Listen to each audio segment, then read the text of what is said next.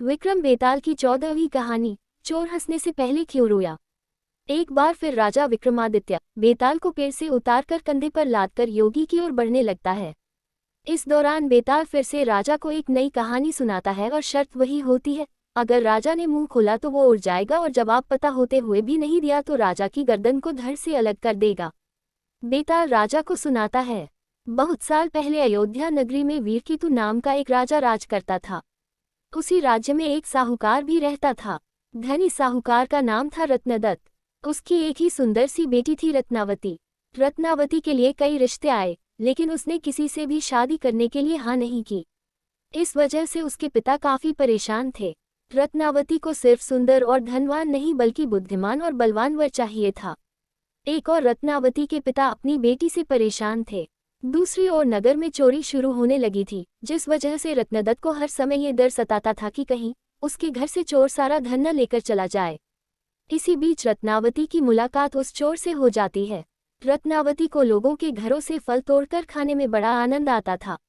वह चोर रत्नावती को आम चुराना सिखाता है। वह लड़की उससे बहुत प्रभावित होती है और रोज उससे मिलने लगती है। वक्त के साथ साथ उसे चोर से प्यार हो जाता है। इधर चोर रोज रत्नावती से मिलने के बाद चोरी करने के लिए निकल जाता था। उधर अयोध्या में बढ़ती चोरी से परेशान राजा ने सारे मंत्रियों और पहरेदारों को डांट लगाते हुए कहा, नगर में रोज चोरियां हो रही हैं, लेकिन न तो कोई पहरेदार उसे पकड़ पा रहा है और न ही कोई मंत्री उसे पकड़ने की योजना बना पा रहा है। इसके बाद राजा ने खुद चोर को पकड़ने का फैसला लिया। चोर को पकड़ने के लिए राजा रोज रात को नगर में घूमने लगे। एक दिन राजा ने रात में किसी को घर में कूदते हुए देखा। राजा को शक हुआ तो वह भी उसके पीछे चल पड़े। जैसे ही राजा वहां पहुंचे तो चोर उन्हें देखकर कहने लगा, अरे, मुझे तो लगता था कि यहाँ मैं ही एक चोर हूँ। तुम भी चोरी के इरादे से यहाँ आए हो। राजा कुछ भी नहीं कहते। इसके बाद चोर कहता है, तुम भी चोरी के इरादे से आए हो और मैं भी, तो तुम्हें मुझसे डरने की जरूरत नहीं है। तुम एक तरह से मेरे मित्र हो। इसके बाद चोर राजा वीरकेतु को अपने घर चलने का निमंत्रण देता है। चोर का आग्रह सुनकर राजा उसके साथ चले जाते हैं। चोर उन्हें अपनी गुफा में ले जाता है, जहां उसने सारा चोरी का धन छिपा रखा था। राजा वीरकेतु इतना सारा धन और गुफा में मौजूद सुख सुविधाओं को देखकर हैरान रह गए। कुछ देर बाद राजा ने चोर से पूछा, तुमने इतना सारा धन इकट्ठा कर रखा है, तुम्हें चोरी करते हुए डर नहीं लगता? चोर जोर से हंसकर कहता है, राजा की सेना में कोई भी साहसी नहीं है और न ही वो अपने काम को ईमानदारी कर रहे हैं। अगर एक व्यक्ति भी अपना कार्य ईमानदारी से करता तो इतना मुश्किल नहीं होता मुझे पकड़ना।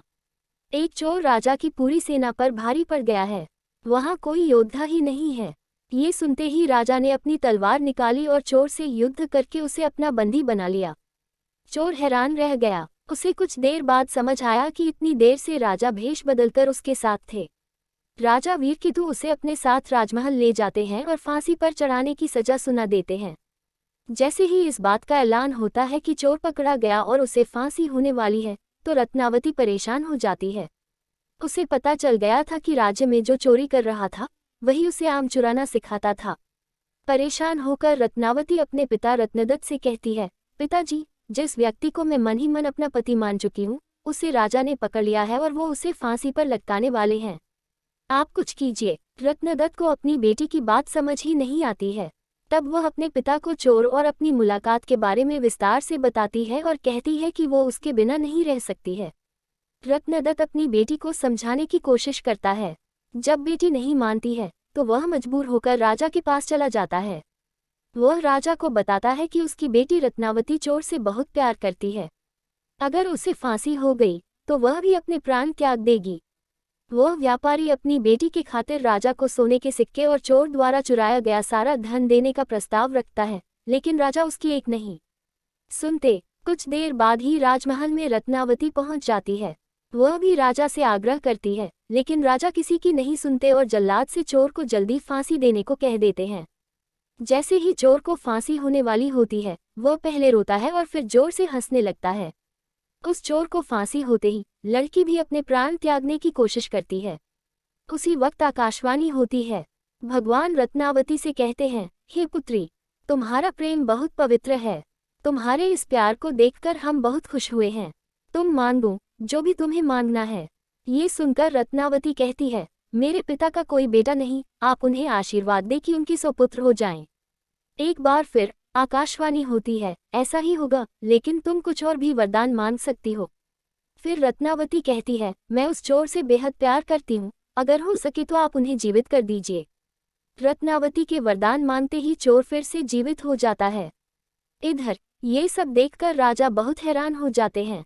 उधर चोर जीवित होने के बाद एक बार फिर रोता है और फिर जोर जोर से हंसने लगता है। इसी दौरान राजा चोर को कहते हैं, अगर तुम सही रास्ते पर चलने का वचन देते हो तो मैं तुम्हें राज्य का सेनापति घोषित करने को तैयार हूँ। चोर खुशी खुशी हाँ कर देता है। इतनी कहानी सुनाते ही बेताल चुप हो जाता है। फिर विक्रमादित्य से पूछता है, हे राजन, बताओ वह चोर फांसी चढ़ते समय और जीवित होने के बाद क्यों पहले रोया और फिर हंसने लगा। राजा ने जवाब दिया, सुन बेताल, चोर को दुख इस बात का हुआ कि उसने जीवन में सिर्फ चोरी ही की, इसके बाद भी इतनी सुंदर लड़की उसके लिए मरने के लिए तैयार है।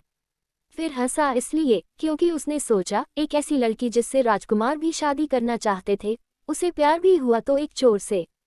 दोबारा जिंदा होने के बाद वो नया जीवन मिलने पर रोया और खुश भगवान के खेल को देखकर हुआ। एक बार फिर सही जवाब मिलने के बाद बेताल उड़कर पेड़ से जा लगता। सच्चाई और मेहनत की राह अपनाकर अपने पिछले बुरे कर्मों को हराया जा सकता है।